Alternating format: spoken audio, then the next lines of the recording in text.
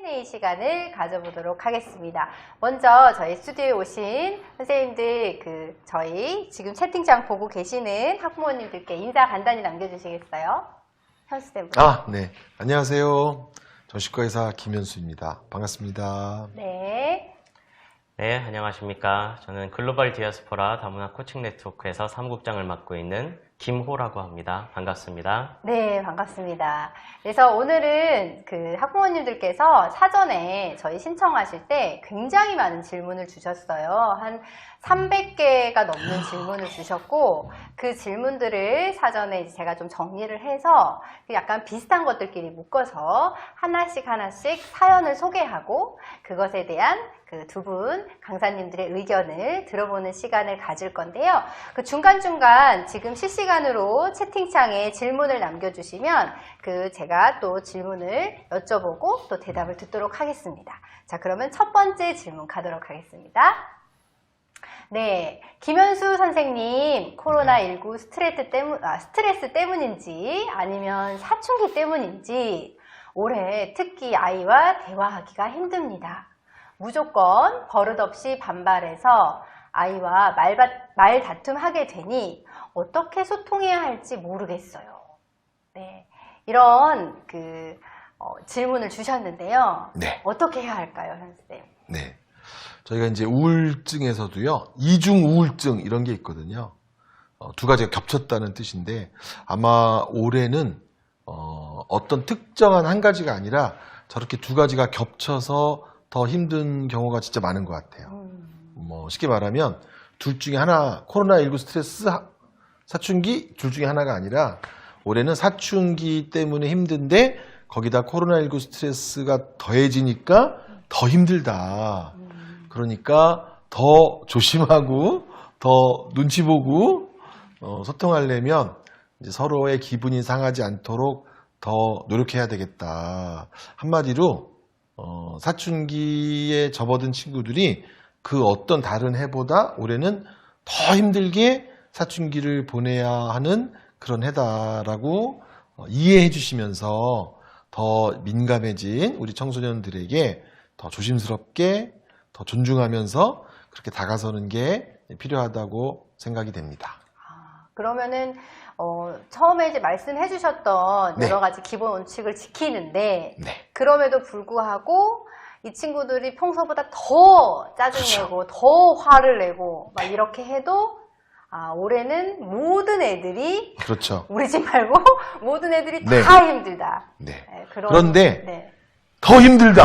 네, 더 힘들다. 네. 네, 어쩔 수 없는 해인 것 같아요. 이제 부모님도 힘들고 아이들도 모두가 힘든 그런 해인 것 같습니다. 네, 그렇다면 두 번째 질문도 들어가 보도록 하겠습니다.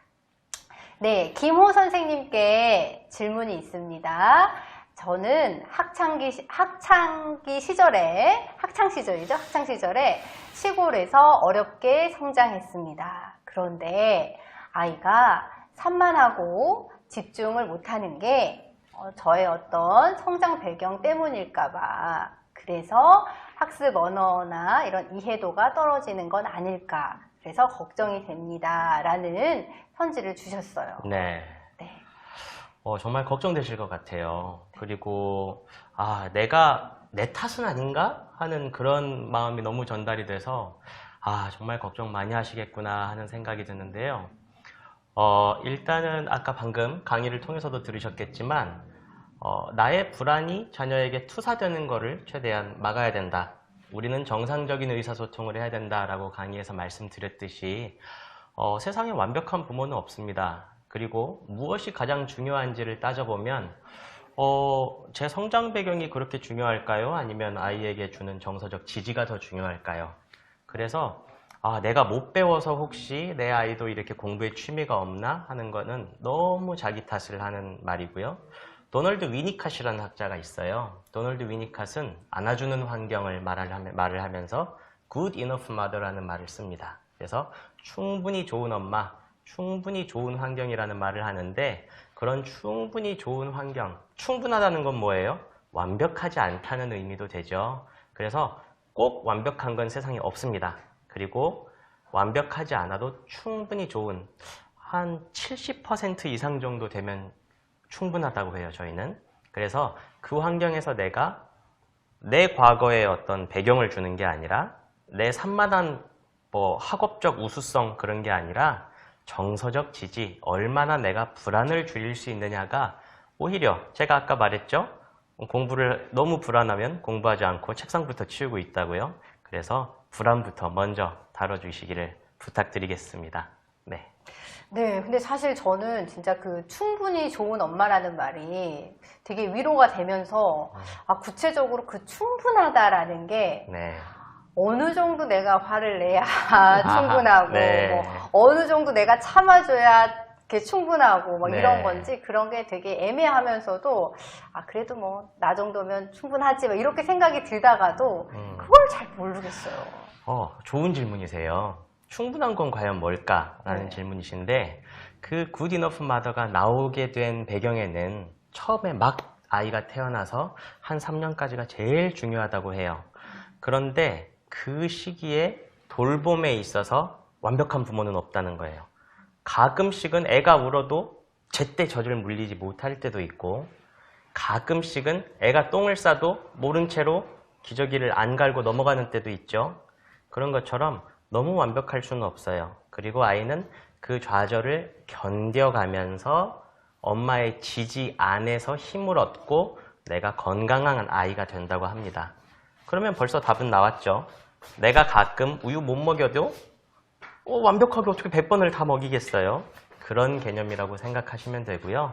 그리고 오히려 내가 얼마나 충분할까를 고민하는 게 아니라 이런 경우에는 내가 너무 완벽하려고 애쓰는 거 아니야? 라는 생각을 더 가다듬어 보시는 거를 추천하고 싶습니다. 네. 네, 정말 도움이 되는 그런 말씀이셨던 것 네. 같아요. 네, 그러면 우리 세 번째 질문 한번 보도록 하겠습니다. 네, 김현수 선생님, 저희 아이는 네. 게임이나 핸드폰, 웹툰 이런 거에 중독된 것 같아요. 어떨 때는 너무 무기력해 보이고 또 아무것도 안 하려고 하고 또 어떨 때는 지나치게 외모에 신경을 쓰기도 하고 화장을 하고. 근데 이게 이제 이해가 안 되시나 보죠. 그쵸? 이게 세대 차이인 걸까요? 라는 질문을 주셨습니다. 네. 세대 차이일까요? 세대 차이라고 물어봐 주시니까 다행이에요. 세대 차이라고 묻지 않으시고 내 아이가 환자입니까? 이렇게 물어보실 수도 있거든요. 우리 아이가 중독 환자 아닙니까? 이렇게 물어보실 수도 있는데 그래도 질문하신 부모님이 그래도 조금은 마음에 여유가 있는 분이지 않을까 그런 생각이 드는데 정말 요즘은 아이들의 놀이 이런 거 옛날처럼 나가서 놀 수 있는 것도 별로 없고 더군다나 올해는 코로나 때문에 나가 놀기가 정말 힘들죠. 그리고 우리나라는 사실 마당도 없고 나가서 놀 때가 마땅치 않으니까 아마 부모님들이 보시기에는 걱정이 더 많이 될 것 같아요. 맨 허구한 게임, 핸드폰, 웹툰만 더 하는 것처럼 보이기가 쉬워서 그리고 이제 그런 거 안 하면 그냥 뒹굴뒹굴하거나 많은 시간을 허비하니까 더 무기력해 보일 수도 있고 또 반면에 또 아마 아드님도 있고 따님도 있는 것 같은데요. 그렇죠. 아들은 지금 핸드폰과 게임하고 웹툰 보다가 따님께서는 또 계속 핸드폰 아니면은 거울 보면서 피부 트러블이나 이런 거 보면서 이제 화장 신경 쓰는 것 같은데 또 화장도 그래요. 예전에는 사실 정말 어른이 된 다음에나 화장 신경 쓰기 시작했는데 요즘은 아마 이제 중간에 한국에 들어오신 분들은 깜짝 놀랐을 텐데. 맞아요. 예. 우리나라는 현재 한국은 뭐 제가 몇 년 전에는 중학생 화장한다 그랬는데 좀 지나더니 초등학교 5학년 한다 그러더니 지금은 뭐 초등학교 2학년이 한다. 요즘 유치원생들도 해요. 그래요? 네, 유치원생들도 키즈 뭐 화장품 이런 게 있어가지고 그렇게 하는 애들도 있어요. 그러니까 이제 자신의 이제 모국에서 자신의 나라에서는 화장은 어른이 하는 것 이랬는데 이제 한국의 다른 청소년들 문화에서는 벌써 색조 화장까지도 청소년기 하기 시작하니까 색깔 있는 화장까지도 그러니까 막 깜짝 놀라서 그리고 또 사실 그게 또 다 돈이잖아요. 다 돈이야. 화장품 좋은 화장품 비싸고 다행히 그래도 뭐 랄라블라나요? 뭐 하여튼 이런 올리브영 이런 데서는 비교적 청소년이 쓰기에 비싸지 않은 화장품이 있어서 정말 이제 다행인데 아마 이게 이제 환경, 이 사회적인 환경, 시대적인 환경, 아이들의 문화 이런 게 영향을 미치다 보니까 또 만약에 하나도 화장을 안 하고 아이가 간다. 그럼 아마 아이들이 너 왜 이러고 나타나냐 이럴 수도 있고요. 또 내 자녀가 일체 게임을 안 하고 뭔지도 모른다. 롤이 뭐냐? 롤을 하냐? 근데 롤이 뭐야? 뭐 이런다든지 뭐 불롤이 뭔지도 모르고 이러면 아마 또 친구들 사이에서 쟤는 뭐하고 놀아? 막 이러면서 할 수도 있어서 아마 그게 부모님들 정말 하라고 해 말라고 해 이런 것도 결정하기가 되게 어렵고 또 한다고 해도 얼마만큼 하도록 둬야 돼 이런 것도 어렵고 그래서 정말 이렇게 부모 노릇하기가 힘든 것 같아요. 그렇다면 같아서 그렇다면 그 위니카시 얘기한 충분히 좋은 부모로서 특히 요즘에는 남학생들도 네. 그런 케이팝이나 이런 영향을 받다 보니 그런 그 화장을 한다거나 그런 경우들이 있잖아요. 남학생들도. 네. 그러면 이제 부모님 입장에서는 뭐 이해하려고 노력은 하시지만 어느 정도 껏 해야 충분히 좋은 부모인가. 이게 이제 마음의 문제인데 내 자식을 믿어야죠. 이렇게 내 자식을 믿고 너무 많이만 하지 말아라. 너무 심하게만 하지 말아라. 네가 하는 네 본업 또는 네 친구들 보통의 친구들이 하는 것 이상으로 너만 특별히 이렇게 너무 많이 하지 말아라. 이렇게 말해주고 아유 우리 아이는 너무 많이 하지 않을 거야 라고 그냥 믿으면 믿기로 우리 아이를 믿자 이렇게 하면 제일 마음이 편하고요. 그래서 이제 믿기로 하자. 우리 아이는 다른 애들만큼 할 거야. 우리 아이가 다른 애들보다 더 많이 할 거야 라고 생각하지 말고 우리 아이는 다른 애들만큼 비슷하게 할 거야 그렇게 믿기로 하고 그러면서 무관심하면 안 되고요. 그런 마음가짐을 갖고 혹시라도 또 아이가 좀 자기 생활의 균형이나 리듬을 깨고 더 많이 하면 잔소리 좀 하긴 해야죠. 이렇게 좀 많이 하는 것 같다. 그럼 애들이 뭐라고 하겠죠. 하지만 애들이 좀 줄여야 되겠네. 저렇게 잔소리하는 거 보니까 이런 마음 갖기도 하거든요. 그래서 아이들에게 첫 번째는 엄마 아빠가 네가 많이 하지 않을 거라고 믿는다 이렇게 선빵을 날리고 그런 다음에 조금 하면 너 좀 많이 하는 것 같다 이렇게 잽을 날리고 그렇게 하면서 엄마 아빠가 믿고 있지만 그래도 이렇게 울타리를 쳐주는 거 이게 이제 아이들이 싫어하지만 그래도 자기가 이 울타리를 넘으면 안 되겠다라고 하는 것을 알게 되는 것 같고요. 이제 하나 더 중요한 거는요. 이거 뭐 여러 가지 연구에서도 그런데 부모님들이 게임, 핸드폰, 웹툰, 화장에 대해서 알고 있으면 오히려 아이들이 마음대로 못 한대요.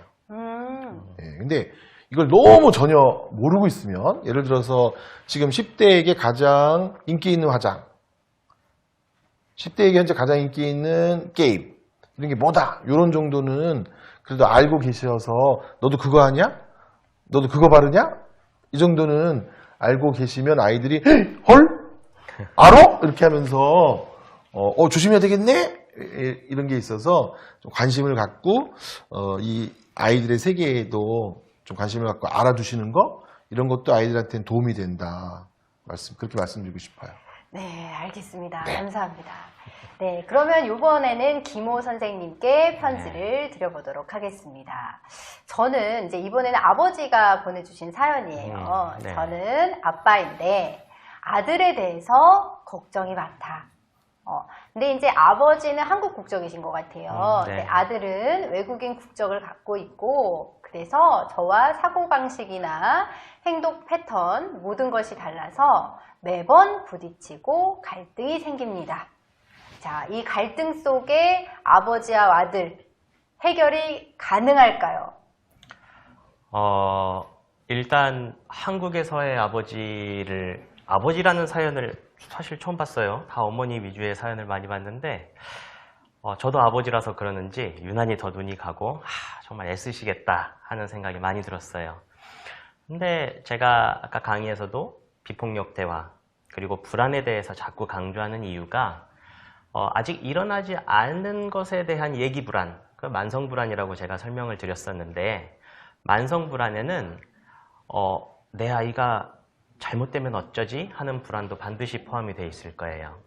그리고 특히 저도 같은 남자로서 추측을 한번 해보자면 제 경험도 약간 섞여 있고요. 자기 감정에 좀 솔직해질 필요가 있어요. 건강한 가정은 자기 정서와 감정을 자연스럽게 터놓고 이야기할 수 있어야 되는데, 특히 대한민국의 남자들은 그게 쉽지가 않죠. 그래서 내가 무슨 말 했을 때 아들이 안 받아주면 얘가 나를 무시하나 하는 감정도 아빠가 많이 들 수 있고요. 또 남자 대 남자로서 얘가 사회생활 나중에 하다 보면 지금 얘가 이 모습인데 나중 되면 얘가 어쩌려고 그러지 하는 불안이 반드시, 그런 메시지들이 속에서 막 울컥울컥 샘솟아서 나오실 거예요. 그런데 먼저 우리가 알아줘야 될 건, 이 갈등이라는 키워드로 알아볼 것은, 갈등의 상황에서 제일 먼저 해야 될 거는 먼저 뚝 떨어져서 보는 겁니다. 그래서 상황부터 보라고 제가 강조를 하는데, 야, 너는 예전에도 그러더니 또 그러냐? 하는 식으로 옛날 일도 꺼내지 마시고 반드시 지금 이 상황만 먼저 말씀하시고 욕구를 먼저 다뤄줘야 됩니다. 그래서 숨어있는 정서, 네가 지금 이렇구나, 너 지금 이걸 원하고 있구나 라는 거를 반드시 먼저 대화의 첫 마디를 그걸로 꺼내셔야 돼요. 어떻게 해요? 예를 들어서 방금 말씀하신 것처럼 남자애가 화장하는 걸로 예를 한번 들어볼게요. 그러면 폭력적인 대화라면, 야, 너는 또 화장하냐? 너 그걸 하지 말라고 몇 번을 말해. 너 그래가지고 나중에 뭐가 되려고 해? 이렇게 말하면 그 상황도 없고 옛날 일을 끌어왔고 미래에 일어나지도 않은 일을 끌어와서 또 불안을 키우고, 그러다 보면 서로 무슨 얘기를 하고 있는지도 까먹어요. 나중에 싸우다 보면. 그런데 먼저 너 화장을 하고 싶나 보구나. 아주 간단합니다. 숨어 있지도 않아요. 욕구가 얼굴에 다 발라져 있어요. 그러면 욕구하고 써져 있으면 그냥 알아주면 됩니다. 야, 너 화장을 하고 싶나 보구나. 이렇게. 게임하는 애한테는 그렇죠. 게임을 하고 싶나 보구나. 그렇죠. 네. 야, 너 게임이 재밌나 보다. 너 게임이 하고 싶나 보구나. 공부보다 더 하고 싶나 보구나. 비꼬듯이 얘기하면 안 되고요. 네. 그래서 먼저 욕구와 정서를 알아주는 것이 첫 번째 단추가 돼야 됩니다. 그리고 나의 느낌을 전달을 해야죠. 그런데 네가 그렇게 화장하는 모습을 보면 아빠는 내 아들인데 낯설어. 아빠는 공부 안 하고 게임만 하고 있는 너를 보면 아빠가 괜히 불안해져. 내 아들이 잘 돼야 될 텐데 하는 마음이 너무 큰가 봐 하고 내 느낌을 알아줘야 됩니다. 그런데 내 느낌을 표현하려면 어떻게 하겠어요? 내 느낌을 먼저 볼 줄 알아야겠죠. 그리고 솔직하게 표현할 수 있어야 됩니다. 그래서 특히 대한민국 남자, 자기 느낌조차 알기 힘듭니다. 좀 당장 월급 먹고 살기 바쁜데 느낌을 알면 오히려 손해인 경우도 많다고 생각하실 텐데, 내 느낌부터 솔직하게 터놓고 이야기할 수 있는지, 그게 기반이 돼야 되고요. 이야기가 좀 길어져서 죄송한데 그리고 다음으로 이어져야 될 것은 가장 달성할 수 있는 목표로 협의점을 만드시라는 말씀을 꼭 드리고 싶어요. 보통은 특히 부모의 입장에서는 아까 불안도 먼 미래가 있죠. 나중에 어떻게 되려고 그래. 그거는 엄청 20년 뒤, 10년 뒤 미래인데 지금 갖고 왔듯이 그 목표를 가지고 너 지금 게임 끊어. 지금 화장 끊어. 너 그래야 훌륭한 사람 돼. 이거는 이야기를 하지 말자는 얘기가 될 수도 있어요. 그래서 지금 당장, 야, 근데 지금 아빠가 보기에는 게임 너 이렇게 막 하고 있으면 정말 큰일 날 것 같아서 너무 불안한데 네 생각은 어때? 라고 한번 되돌려주고, 그럼 아들이 막 그래도 게임 하겠다고 하겠죠. 그런데 그 상황에서 협의점을 만들어 갈 때, 그러면 5분만 줄여보는 건 어때? 당장 할 수 있는 건 뭘까? 하고 의논을 해가고, 그 방향성이 너와 나의 공동체로 향하면 더 좋습니다. 너를 위한 거야, 내가 나 위한 게 아니야가 아니라 너와 내가 이럼으로써 더 행복하게 지낼 수 있다는 거를, 방향성을 그렇게 잡으면 훨씬 더 건강한 갈등 해소책이 되지 않을까 싶습니다. 아, 네. 네. 5분. 그게 되게 인상적이네요. 네. 5분만 줄이자. 네. 네, 좋습니다. 네, 그리고 한 가지, 그 다음 질문 가보겠습니다. 김현수 선생님께 네. 드리는 편지입니다. 아이를 혼내지 않는 것이 중요하다고 계속 강조해서 말씀해 주셨습니다. 저도 알고는 있지만 생활 지도를 해야 할 부분이 있기 때문에 체벌 말고 지도할 수 있는 방법이 있을까요? 하셨습니다. 네. 네. 강의를 굉장히 열심히 들어주셔서 일단 감사드려요. 그리고 뭔가 지금 벌써 마음의 변화가 있으신가 봐요. 그죠? 혼내지 않기로 마음에 뭔가 결정을 해주신 것 같고, 그래서 체벌 말고, 그럼 체벌을 하셨나? 아니, 체벌. 왜냐면 진짜 저렇게 체벌을 보통은 네. 생활 부모 입장에서 아이한테 생활 지도를 해야 될 때가 있잖아요. 그렇죠. 학교에서 전화 오고, 네. 뭐 애가 진짜 뭔가를 했어. 나쁜 행동을 했어. 이럴 때 음. 생활 지도를 해서 어른으로서 내가 이 아이한테 뭔가를 가르쳐 줘야지 애가 민폐를 안 끼치는 애가 되는데, 혼을 안 내고 얘를 생활 지도 하려면 어떻게 해야 되나요? 네. 체벌 말고 지도하는 방법을 물으셨을 때 그 밑바탕 마음은 이제 아이가 빨리 바뀌기를 바라는 마음 때문에 우리가 때리기도 하고 화내기도 하고 그런 것 같아요. 어쨌든 한국 사람들도 아직 한 우리나라 부모님들 한 70%가 아이를 바꾸기 위해서는, 아이를 변화시키기 위해서는 체벌이 필요하다 이런 식으로 생각하고 있기 때문에 대단히 안타까운데, 또 학자들이 막 연구하면 사실 체벌이 그렇게 아이를 좋은 습관을 갖도록 만들진 않는다 이렇게 말하거든요. 그러니까 별로 효과적이지 않은 방법이라는 거예요. 아이가 좋은 습관을 갖고 좋은 행동을 하는데, 우리 생각엔 때리고 혼내면 확 바뀔 것 같은데 확 바뀌나요? 야, 좋은 방법이 아니다. 잘 설명하고 따뜻하게 해주고, 그래야 오히려 더 오랜 시간에 걸쳐서 유지되는 좋은 행동이 나오더라. 그래서 체벌 말고 지도하는 방법, 조바심 내지 않고 다시 설명해 주는 거죠. 다시 설명해 주고, 또 혼날까봐 겁먹은 마음 달래주고, 식당 가서 아이가 물을 쏟아요. 그러면 또 물을 쏟아 그러면서 이제 막 그런 어머니가 있고, 빨리 닦으면서 너무 쫄지 말아라. 그러면서 아예 식당 그 탁자 위에 물을 치워놓고 쏟지 않도록 예방을 해주는 그런 엄마가 있는 사례를 봤는데, 체벌 말고도 아이를 도울 수 있는 방법은 많다. 우리가 나쁜 습관을 갖고 있는 아이가 마술처럼 하루아침에 좋아질 거라는 그 조바심만 버리면 천천히 조금씩, 아까 우리 수전 선생님도 5분 얘기하셨잖아요. 조금씩 나아질 거다라는 믿음을 가지고 설명해 주시는 거, 그거 인내심을 갖고 하면 아이가 좋아진다. 그렇게 생각해 주시길 바랍니다. 근데 그게 진짜 쉽지 않은 것 같아요. 그냥 나도 모르게 이제 욱하는 마음들이 자꾸 이렇게 올라오고, 네. 그리고 막, 이 정도까지 내가 너를 위해서 이해하고 되게 노력을 많이 하실 것 같아요. 요즘에 또 코로나 상황도 있고 하니까. 근데 그런 마음들이 있잖아요. 자꾸. 근데 이제 저희가 무슨 상담을 해보거나 무슨 연구를 할 때 그 결과를 보면요. 아마 이제 그 부모님 자신 경우 때문에 그런 경우가 많은 것 같아요.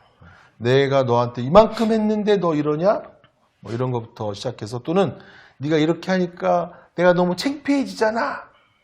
그래서 아이를 혼내려고 할 때 순간 이게 정말 아이를 고쳐주려고 화를 내는 건가 아니면 내가 창피해진 것을 화풀이를 아이한테 하는 건가 이거를 냉정하게 그 순간 스탑 해가지고 생각해 보면 사실 이게 내 화풀이를 하는 경우가 많다라고 하는 거를 부모님 스스로가 말하기 시작해요. 그래서 아이를 혼내는 것은 효과도 없고 내가 얼마나 못났는가 하는 걸 드러내는 것이기도 하고 그래서 우리가 참고 설명하고 화는 딴 데 가서 내자. 어디 가서 내면 될까요? 어디 가서. 엄마들끼리 모여서 엄마들끼리 모여서 아빠들끼리. 아빠랑 같이 만나서 그게 더 좋은 현명한 방법이다라고 말하고 싶습니다. 네, 네. 감사합니다. 네, 그리고 이제 김호 선생님께 또 편지를 드려보도록 하겠습니다. 자, 저희 아이는 지금 편지에서는 구체적으로 중1이라고 얘기를 해주셨어요. 네, 네. 저희 아이는 어렸을 때는 그러지 않았는데 외모에 대해 매우 부정적으로 생각하고 있습니다.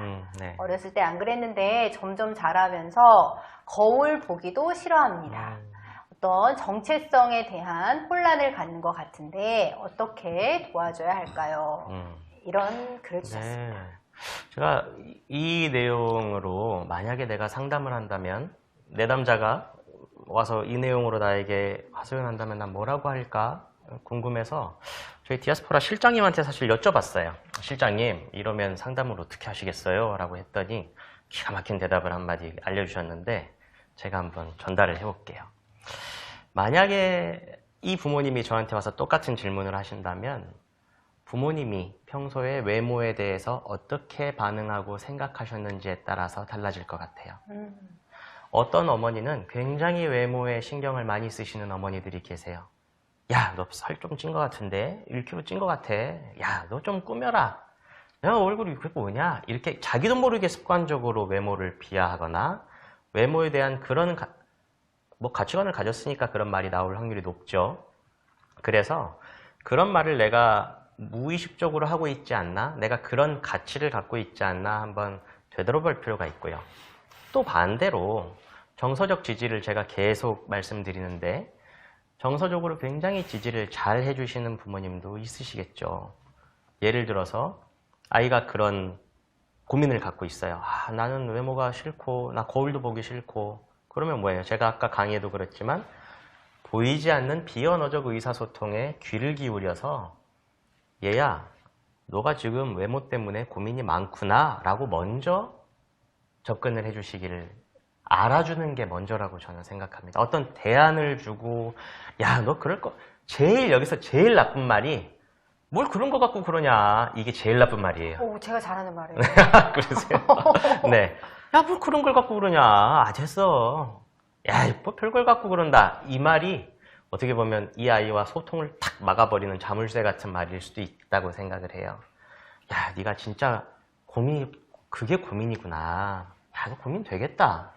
아, 네 고민 들으니까 나도 좀 고민스러운데? 이렇게 고민을 먼저 이해해주고 포용해준다면 대화에 조금 문을 여는 효과가 있을 거고요. 그리고 정체성의 혼란은 사실 여기서 말씀하시는 정체성이 뭐 어떤 종류인지는 모르겠습니다만은 청소년기, 특히 또래들에 의해서 정체성을 확립해가고 또 주변의 환경 영향을 많이 받을 수밖에 없죠. 그와 동시에 부모로부터 독립하고 싶어 하던 열망도 있는 게 또 청소년기 아니겠습니까? 근데 참 이 정체성이라는 게 신기해서 아주 깐난쟁이 어릴 때 태어나서부터 거울처럼 주변의 자기를 비춰가면서 자기를 정체성을 형성해 갑니다.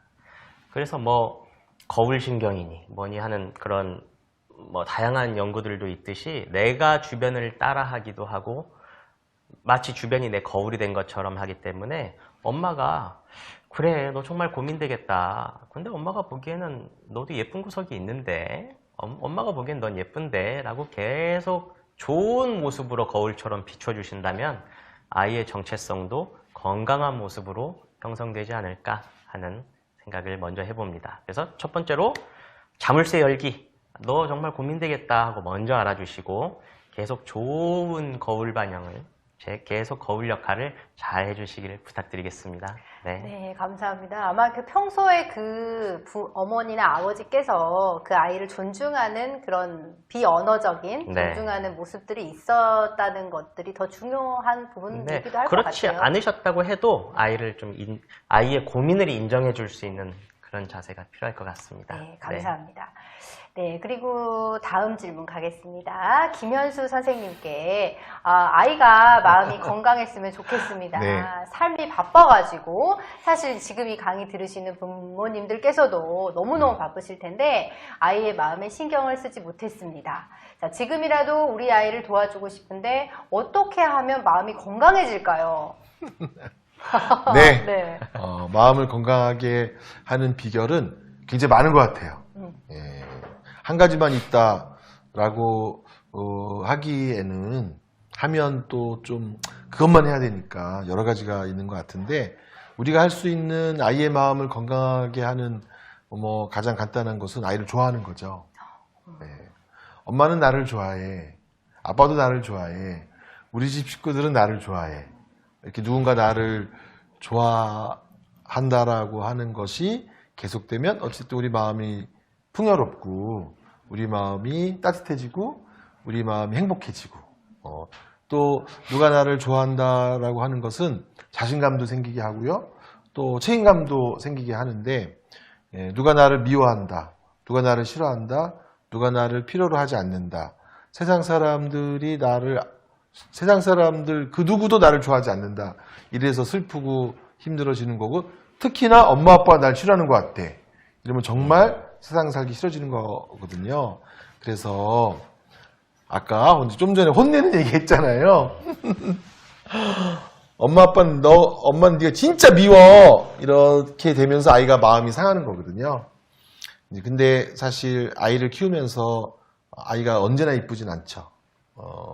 그렇지만 그럴 때도 우리가 표현을 조금 바꾸고 또 아이의 마음이 상처받지 않게 이야기하고 그래서 변치 않고 아이를 좋아하는 마음 또 우리 선생님 말씀하신 것처럼 아이가 갖고 있는 매력, 아이가 갖고 있는 장점 이런 거를 엄마가 부각시켜 주는 거. 세상 사람들이 알아주지 않아도 우리 엄마는 내 장점을 언제나 부각시켜 줬다는 거 그런 게 아이들한테는 큰 힘이 되는 것 같아서요. 이 아이의 마음을 건강하게 해주고 싶어하는 바쁜 어머니 어떻게 복잡한 방법이 아닌가 걱정하실 텐데 복잡하지 않고요. 지금처럼 어머님이 아이를 좋아하는 마음을 계속 표현하고 또 우리가 이쁜 모습을 계속 이쁘다고 해주시고 엄마가 아이를 좋아하는 마음은 변치 않을 거라고 얘기해 주시고 그래서 엄마의 사랑하는 마음을 꾸준히 전달하면 아이의 마음은 건강해진다. 이제 마음이 아픈 아이들, 마음이 건강하지 않은 아이들 특징은 뭐냐? 정말 중요한 사람에게 자신이 사랑받지 못했다고 하는 거거든요. 정말 중요한 사람, 엄마, 아빠, 형제, 친구, 선생님. 그래서 정말 중요한 사람들에게 내가 사랑받았다. 그런 자부심을 가질 수 있도록 지금처럼 사랑해 주시면 아이의 마음은 건강해진다. 네, 감사합니다. 그런데 네. 사실은 중도 입국 학생들 같은 경우에는 네. 이렇게 어렸을 때 이제 엄마나 아버지랑 이렇게 헤어지거나 아니면 이제 한부모 가정인 경우에 그런 분들도 이거를 듣고 있으실 것 같기도 해요. 네. 그러면은 지금 예를 들어서 할머니가 아이를 키우고 있다면 그 아이는 우리 엄마 아빠는 나를 이렇게 버렸어. 혹은 나를 안 좋아해라는 생각을 하고 있어서 걱정이신 분도 있을 것 같아요. 네. 그럴 경우에는 할머니가 계속 난 널 좋아해를 계속 얘기하면 되는 걸까요? 네. 뭐 서점에 가면 아주 유명한 책 중에 이 세상에 한 사람이라도 나를 좋아하고 지지하는 사람이 있었더라면 뭐 이런 제가 지금 제목이 정확하지는 않은데 우리가 이제 어떤 비행을 저지르거나 기대하지 않았던 행동을 했던 사람들이 나중에 어떤 게 필요했었느냐 그런 걸 고백했던 어떤 그런 조사들을 보면 누군가가 한 사람이 꾸준히 계속 좋아하고 지지하고 관심을 가져주는 일이 계속되었다면 그 사람은 지켜졌을 것이다. 그렇게 얘기해서 저도 뭐 비행청소년 진짜 지난 세월 동안 많이 보아왔는데 할머니 한 분이라도 나를 꾸준히 정말 지켜주려고 애쓰셨다면 할머니 때문에 못하겠다. 할머니 때문에 더 이상 담배 못 피겠다. 할머니 때문에 이제는 더 이상 더 나쁜 짓을 못하겠다. 이런 친구들도 많이 봤어요. 그래서 물론 엄마, 아빠, 할머니, 온 식구가 더 잘해주면 좋겠지만 그렇지 못할 때 식구 중에 누구 하나라도 그래도 너에 대한 기대를 변치하지 않고 너에 대한 사랑을 변치 않고 계속 한다 이러면 그것도 그 사람에게는 그 친구에게는 큰 힘이 될 것 같아요. 네, 감사합니다. 지금 학부모님들께서 김용기 학부모님께서 강사님들께서 자기 자식처럼 생각하고 모두를 대한다는 생각이 너무 감사하다 이런 얘기 주셨고요. 그리고 좋은 소통 방법을 알려주셔서 도진이라는 분께서 장유진 어머님이신가 봐요. 감사합니다 얘기하셨어요. 이제 마무리해야 될 시간이 돼서요. 그 마무리 공통 질문 하나만 얘기를 듣고 저희 오늘 시간 마무리해야 될 것 같습니다. 네, 앞으로 코로나 상황뿐만 아니라 예측하기 힘든 변화들이 계속 생길 것 같아요. 이런 일들이 우리 아이들에게 어떤 영향을 줄까요? 그리고 부모는 어떤 도움을 줘야 하는 걸까요? 라고 이제 공통 질문을 드리고 싶은데 이거에 대한 어떤 너무 이제 시간이 없으니까 어떤 생각 간단히 얘기해 주시고 학부모님들께 이제 해주고 싶은 말씀이 있으면 한마디씩 해주시고 오늘 마무리하면 될 것 같습니다. 네, 김모 사무국장님. 네. 아까 우리 김현 선생님께서 말씀하셨듯이 단 한 사람이 중요합니다. 하인스 코헛이라는 학자는 심리적 산소라는 표현을 썼어요. 우리가 산소가 없으면 죽어버리죠. 아무것도 없어도 되는데 산소만이라도 있어야 되는 겁니다. 반드시 그것도. 그게 부모님들의 역할입니다. 주변이 너무 밝을 때는 막상 그 대상은 어두워 보일 수가 있어요. 아이들이 어떻게 미래를 위해 학원을 다녀야 될까? 어떻게 이 코로나의 위기에 내신 성적은 어떻게 관리를 해야 될까? 온갖 바깥쪽에만 관심을 쏟다 보면 바깥쪽만 밝고 우리 아이만 어둡게 보여서 막상 내가 뭘 위해서 그랬는지 아이는 없어져 버리고 맙니다. 우리 아이를 밝혀주세요. 우리 아이한테 집중해 주시고 아이가 뭘 느끼는지 적극적으로 공감해 주시기를 부탁드리겠습니다. 네, 감사합니다. 네, 김현 선생님. 네, 사무국장님 강의 때도 그런 얘기가 나왔을 것 같은데 저렇게 모든 상황이 불안하고 예측하기 힘들 때 우리가 쉬운 말로 이제 누가 중심을 잡아줘야 되잖아요. 예, 이렇게 안개 속에 아무것도 안 보이는데 거기에 우리 식구가 배를 타고 갈 때 어디를 가는지도 모르겠어 이러다가 죽는 거 아니야 막 이럴 때 걱정하지 마 쫄지 마 막 이러면서 조금만 더 가면 돼 이러면서 이제 그렇게 아빠를 믿고 가자 이런 심리적 안정감을 주는 게 굉장히 다른 사람도 안정시키기 때문에 이제 부모님은 그런 걸 해야 되는 거죠. 그래서 이제 아버지 어머니가 아빠 엄마 어떻게 되는 거야 500명 넘었대 뭐 어떡해 이러다가 우리 다 죽는 거 아니야 뭐 이렇게 할 때 걱정하지 마라 아빠 엄마가 백신을 개발하겠다 그건 아니지만 백신을 가져오겠다 뭐 그래서 이제 중심을 잡아주는 거 부모님들이 애들보다 막 더 불안해서 야 저리 가 저리 가 아빠도 불안해 죽겠어 아빠한테 오지 마 엄마한테 오지 마 막 이런 게 아니라 엄마 아빠가 아이의 불안까지 다 흡수해서 가져가서 너희들은 걱정하지 마라. 엄마 아빠가 잘 이끌어 가겠다. 그래서 이제 부모라고 하는 게 그런 거죠. 이렇게 아이들은 마음 편하게 살아갈 수 있도록 돕는 거, 그래서 중심을 잡아주는 거. 아무것도 앞이 안 보여도 아빠, 엄마 붙잡고 따라오면 된다. 이제 그거에 이제 그동안에 또 부모들이 보여줬던 모습이고요. 그래서 이제 부모님들이 힘든 것 같아요. 부모 노릇이. 예, 그래서 이제 그런 이끌어가는 이제 부모의 모습, 그런 거 우리가 보여줘야 되지 않을까 생각합니다. 네, 감사합니다. 산소 그리고 마음의 중심을 잡는 그런 선장과도 같은 울타리, 이런 것들이 우리 아이에게 가장 큰 도움이 될 거라는 말씀이셨던 것 같습니다. 자, 다음 차시 이제 안내해 드리고 오늘 시간 마무리하도록 하겠습니다. 다음 차시는 12월 18일이고요.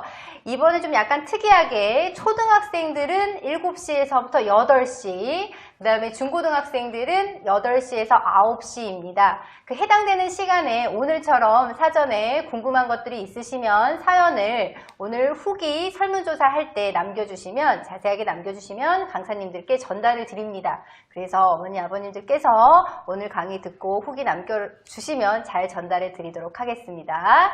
네, 그리고 저희 다문화 교육지원센터 검색하셔서 들어오시면 이런 강의와 관련된 자료들이 언제나 공지사항에 들어있기 때문에 도움을 받으실 수 있습니다. 070-4832-8327로 언제나 궁금한 것 있으시면 전화 주시기 바랍니다. 감사합니다. 오늘 시간 마치도록 하겠습니다.